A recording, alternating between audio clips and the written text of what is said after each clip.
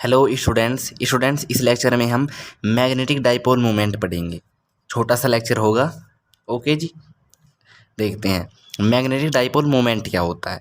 देखो, it is the product of pole strength of either pole and separation between them. Okay जी, मतलब क्या, देखिएगा समझ में आएगा आपको।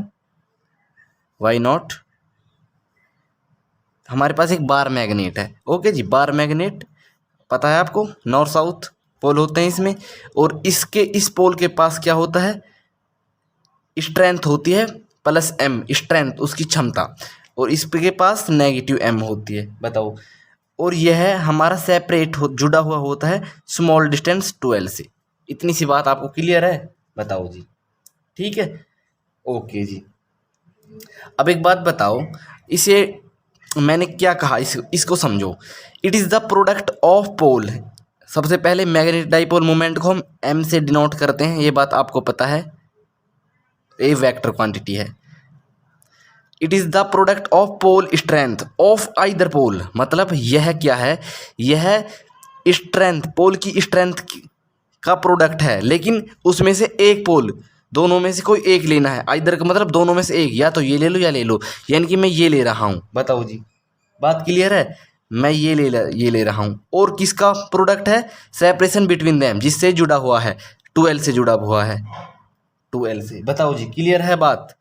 यानी कि, और ये भी एक हमारा वेक्टर है, यानी कि ये एक छोटा सा फॉर्मूला बनकर आया हमारा m इंटू 12, यानी कि यह किसका प्रोडक्ट होता है, दोनों में से किसी एक स्ट्रेंथ का, और जितनी उस बार मैग्नेट की लंबाई है, लेंथ है 12। बताओ, क्लियर है बात गाइज? इसकी एसआई यूनिट क्या होती है, किसकी बोल रहा हूँ मैं, इस कंप्लीट की बोल रहा हूँ। इसकी क्या होती है, मैग्नेटिक डाइपोल मोमेंट की। एम की क्या होती है, बताओ जी गाइज, एम की क्या होती है, मैग्नेटिक डाइपोल मोमेंट एम की। देखो जी, या तो हम इसकी यूनिट लिख सकता हूँ मैं, joule, SI unit of M, या तो जूल या टेस्ला।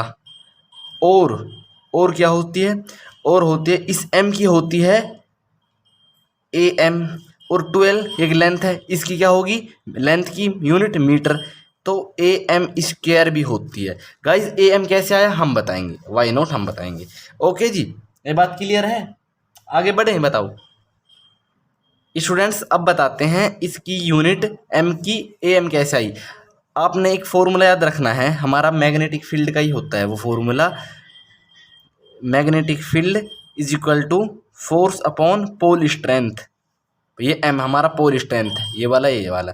अब पोल स्ट्रेंथ, हमारा पोल स्ट्रेंथ था, इसकी यूनिट निकाल लिया मुझे। पोल स्ट्रेंथ को ऐसे कर, force upon magnetic field. Force क्या होता है, कंप्लीट फोर्स क्या होता है हमारा, हमने अब तक पढ़ा है, हमारा होता है QVB। फोर्स की वैल्यू ये होती है साइन थीटा, और पॉन में B। साइन की कोई यूनिट नहीं होती, एक ट्रिग्नोमेट्रिक फंक्शन है, कैंसिल आउट हो जाएंगे। ओके जी, बताओ QV ये बचा सिर्फ, और यहाँ पर क्या है, यहाँ पर हमारा ये क्या है, पोल स्ट्रेंथ है। अब मैं क्या करूँगा, T से मल्टीप्लाई कर दूंगा, T से डिवाइड कर दूंगा, कोई फर्क पड़ता है? नहीं पड़ता।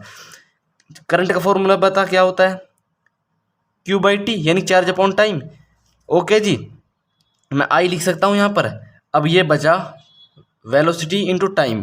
अब एक बात बताओ मुझे, डिस्टेंस का फॉर्मूला क्या होता है, स्पीड इंटू टाइम होता है कि नहीं होता? दूरी का सूत्र 4 गुना समय होता है ना। ओके जी, तो यहाँ पर मैं क्या लिख दूंगा, डिस्टेंस लिख दूंगा, डिस्टेंस यानी कि लेंथ। ओके जी, अब इन दोनों की हमें यूनिट देखनी है, देखो ये हमारा पोल स्ट्रेंथ था, करंट की यूनिट एम्पेयर होती है, और ये एक लेंथ है, लेंथ की यूनिट मीटर होती है। यही मैंने लिखा था, कहाँ लिखा था मैंने, ये लिखा था ना गाइस, ये AM ऐसे आता है, पता चल गया? बताओ जी, इतनी सी बात है स्टूडेंट्स। अब पढ़ते हैं हम, करंट कैरिंग एक लूप होता है, वो मैग्नेटिक डाइपोल की तरह बिहेव शो करता है। वो क्यों होता है वो देखते हैं। मैंने आपको इससे पहले नेक्स्ट लेक्चर में बताया है, आप जाके देख लेना, वो था torque on a current carrying coil, वो वाला टॉपिक था, वहाँ पर देख लें, लेकिन मैं यहाँ पर भी करा रहा हूँ। ओके जी, वो हमारा दूसरा तरीके से था, यहाँ पर भी करेंगे, कोई बात नहीं। देखिए क्या होता है, देखो हमारे पास एक करंट कैरिंग लूप है, ओके जी, जिसमें क्लॉकवाइज करंट फ्लो हो रहा है ऐसे ऐसे, ओके जी, ठीक है। तो ये कहता है देखो, और यहाँ पर यहाँ इसमें एक एरिया वेक्टर है, बताओ जी कोई दिक्कत है?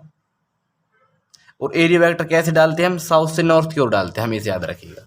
देख क्या होता है, the magnetic dipole moment of a current carrying loop directly proportional, friend ऐसे लिख दिया मैंने, आप लिख लेना, to the current carrying flowing through the loop. मतलब मैग्नेटिक डाइपोल मोमेंट किसे डिनोट करते हैं? एम से करते हैं, ओके जी। डायरेक्टली प्रोपोर्शनल है current flowing through the loop, जो करंट फ्लो हो रहा है उसके, ओके जी, एक बात समझ में आई। और and area of cross section, area of cross section, cross section मतलब जो इसके अंदर है, कवर है, जो इसके अंदर ये एरिया है, इसके एरिया के, ओके जी, ऐसे है, साउथ से नॉर्थ की ओर आता है। फ्रेंड्स एक बार उस लेक्चर को देख लेना, torque on a current carrying coil, deeply समझाया मैंने वहाँ पर, दो तरीके से समझाया है, इस तरीके से समझ में आ जाता है तो कोई बात नहीं, उससे भी देख लें, लेकिन दोनों को देख लेना, एक कंबाइन लेक्चर बनेगा, ओके जी, ठीक है जी।